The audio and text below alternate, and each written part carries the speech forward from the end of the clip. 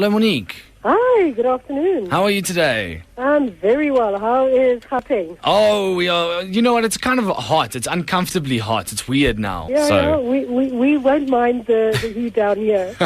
We'll send you some. How about that? You're in Cape Town right now, right? That's right, but I'm saying the sun is shining today, so we're very happy. There you go. All right, perfect. Now, Monique, we've given a bit of a recap of everything that's happened in 2000 and all of that, and you actually tell this story a lot of times over. Do you still run certain courses where you inspire women through your story? Yes, I still do a lot of talking, and I think the wonderful thing is, it's a true life story, so people can see that good things can also happen to people. And of course, it's very inspirational because it was sort of South African story. It wasn't just our story.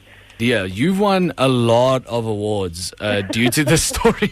I don't know if we can recap all of those awards, but one of them, which really struck me, was the American Biographical Society's award for one of the greatest women of the 21st century. Yes. How do you respond to getting an award like that? You know what, I say we shouldn't be rewarded for the things we do for other people. You know, it's actually our calling and our duty. Yeah. So we always try and be low-keyed about it, but my trustees of our charity trust always say, yes, say thank you, make a big thing of it, because then people can see we're doing good work. Sure. So we're sort of in two minds about that, but of course we're happy to know that people are not remembering us for being hostages, but really for the difference we're making. Yeah, for sure.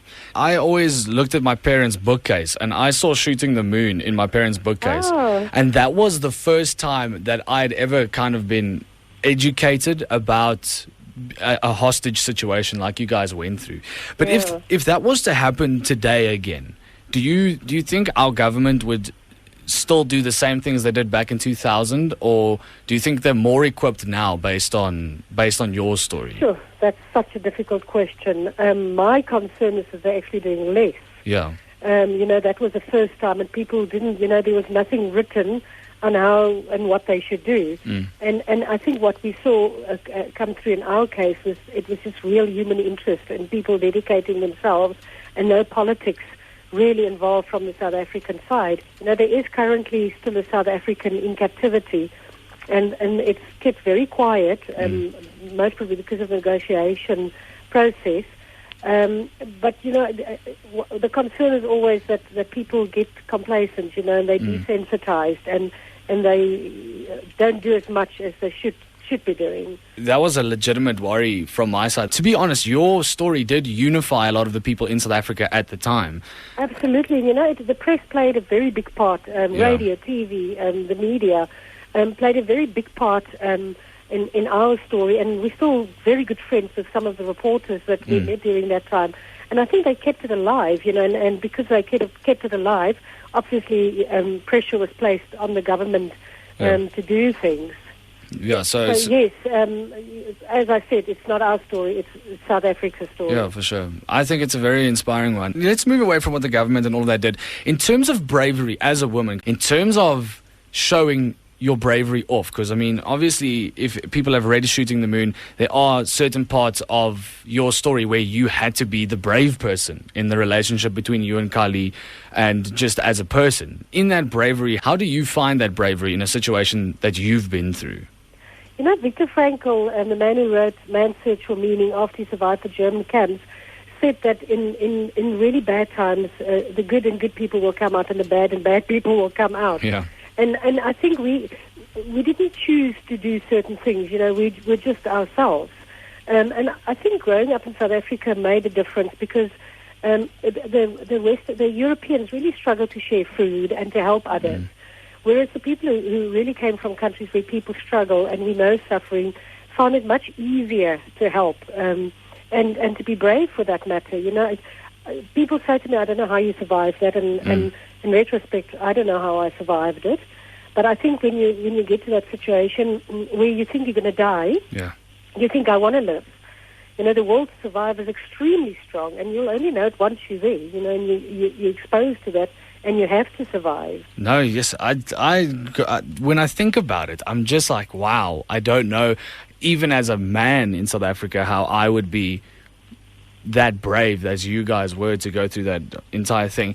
But now, Monique, talk to me about this NGO you guys run. You guys run an NGO called Matla A Bana, and that's Sotho for Power of the Children. Is that right? That's absolutely right. Well done on that one. Thanks, yeah. I had to ask a few people. But now you're all about making facilities within police stations. Is that... Yeah, we actually look at minimizing the secondary abuse children suffer when they report crimes. So we do the child-friendly facilities, we do the comfort packs, we train a lot of police officers. Yeah. We have projects that goes to schools. So we help about 20,000 children every year through our projects. We feel very passionate about, I feared rape, and rape happened whilst we were in captivity, and I remember how terrified I was, and I was spared that. But then if you think kids are sitting in their own homes and it's their own parents, their fathers, their brothers, their grandfathers who are raping them, and you think how terrifying that must be, the people you love are actually hurting you. Yeah, and in that sense, those people also need to be brave in their situations that they are in. Absolutely, and most of like them are little kids, under 12 years old. Yeah. So how do you expect them to stand up against an adult? Yeah, but Monique, my question for you though, in terms of that is, with all of this stuff that might be hurting tourism in the country, in terms of unabridged certificates, to make sure that child trafficking doesn't occur, a lot of those people call that draconian. But in terms of Matla A Bana, would you say that you guys would endorse unabridged certificates to make sure that child trafficking doesn't happen around the country or internationally? Unfortunately, the child trafficking doesn't happen through major airports. Yeah. That's the unfortunate situation. I know for many years, if you travelled, you had to have original documents and letters from the dad. I remember when I travelled with our son, they were quite strict. Canada was one of the very strict countries. But the reality is, I don't think it's going to stop child trafficking. It's definitely not going to stop that because it happens on other levels and through channels that, it's difficult to travel with a child. To start with, if you don't have a passport. So I don't think that's going to deter people in that industry. They need to look at other options and other solutions. But as Matla A Bana, you guys will still, make sure that the children who ever go through these kind of things come out on top at the end of the day.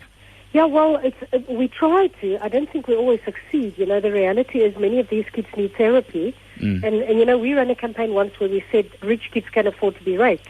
Because the therapy is so expensive. And for many, many, many children, there is not even therapy available. Yeah. So it's such a huge problem. But I said to somebody the other day, if we can help one child, we look at that rather than the bigger picture. Because if you look at the bigger picture, you'll just be overwhelmed. So our focus is really on changing each and every life that we come in contact with. There you go. Listen, Monique, thanks for having such an inspirational force behind being a woman in South Africa. In terms of a story, it's just one of those things. It's a human story. It's not a South African story at the end of the day. So thank you for just inspiration within a lot of people here in South Africa. But what is next for you? What's coming up? Or Work. I've just finished a book and I'm writing a second book that's sort of halfway finished, so hopefully that'll be published by the end of the year. So that's sort of something big I'm working on the sideline, but apart from that, we will continue with our war against child abuse.